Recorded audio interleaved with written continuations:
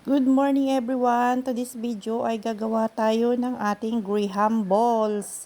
Ayan lang yung ating ingredients. Sundan nyo lang. Ang isang graham cracker dyan at isang gatas ay nakakagawa ako ng 30 pieces na balls.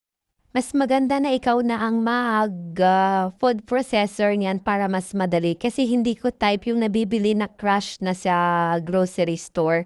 Kaya ayan lang, ginigiling na natin para magagawa na natin ng graham dough. Ayan siya. O, pinagpuputil-putil ko muna ng kakaunti para madali siyang gigilingin para sa pagiling dire-diretso na.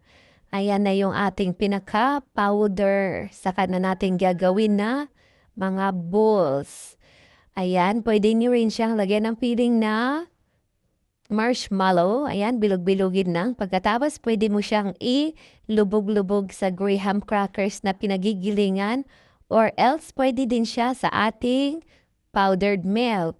Yan ay dinadala na aking pamangkin sa school. Binibenta niya ng 5 pesos. 4 pesos naman ang sa akin. Kaya ayan na.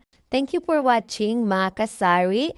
Sa mga may balak yan mag-business, go, go, go! God bless you all. Salamat!